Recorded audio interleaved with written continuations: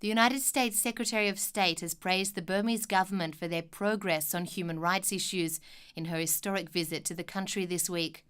But activists and displaced ethnic groups from Burma living along the Thai border are warning that the situation inside the country is still bleak. Acharawadi Buakli attended a demonstration that the groups held outside the US consulate in Chiang Mai. Around 100 people are standing on the street in the center of Chiang Mai. They are all wearing Hillary Clinton face masks. This document is from the Kachin Women's Association. A representative from the U.S. consulate come out to meet the crowd, and activists hand him some reports, evidence of what they say is ongoing abuses inside Burma.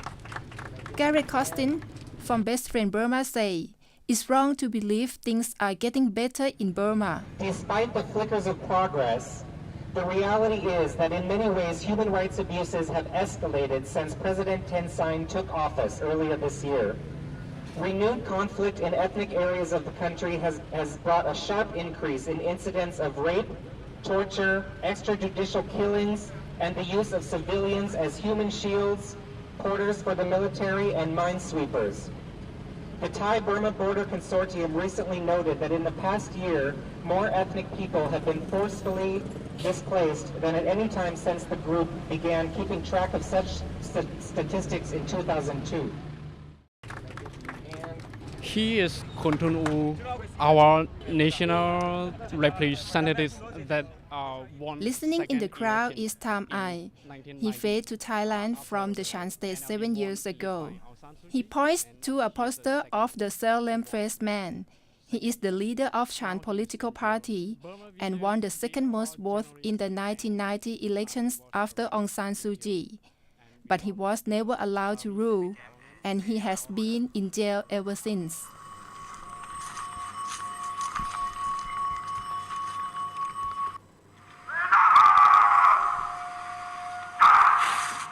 This is my country, and this is the way it has been for more than 40 years.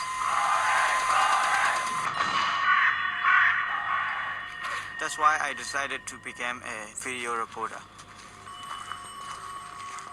6 weeks ago, the government released around 200 political prisoners, but activists say there are still nearly 200 political prisoners in jail in Burma. Amongst them are 14 video journalists who worked on this award-winning documentary Burma Vijay by the Democratic Voice of Burma. They have been sentenced to between 20 and 30 years in jail. They've been jailed for no reason other than speaking out, revealing atrocities committed by the regime, basically showing people what the regime didn't want the world to see. One of them, La La Win, was sentenced to 27 years at just 25 years old. Her crime, going to interview some monks.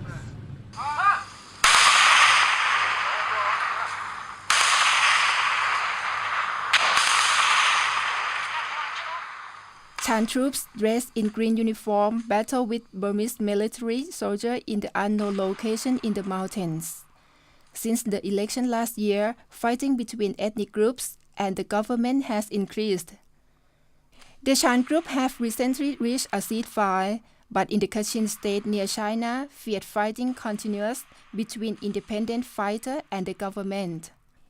Norkham fled to Thailand to escape the conflict in 7 years ago. Ethnic people really difficult to leave Burma, like to Thailand and to other countries. And then at the same time, the ethnic people, like Kachin people, currently the Kachin civilians are facing no food, no home. They have to stay in the jungle. They have to stay in the borderline area because of the Burmese military government soldier targeting and fight to the Kachin people. That's why they are fleeing to the border, to the safe place in the jungle. Yeah, I don't see the Kachin people are still safe. Every day, they are fearing of their security. He is watching events in Burma carefully. Many people say the Burmese government tried to change toward democracy, but I do not see any real change because ethnic area like Kachin state, there's a big fighting with the military government and the ethnic armed resistance group, and then the Burmese government troops kill a lot of the Kachin ethnic civilians. What I would like to say today is we Kachin people want to stop killing the Kachin civilian by the Burmese government. We want to call the Burmese government to set up a good political negotiation table with the Kachin armed resistance group and the other non-armed resistance group. Unless we cannot solve the problem if the government use arm killing the people, killing the women, killing the children, that is not good. Not many people predicted that things would change so quickly in Burma.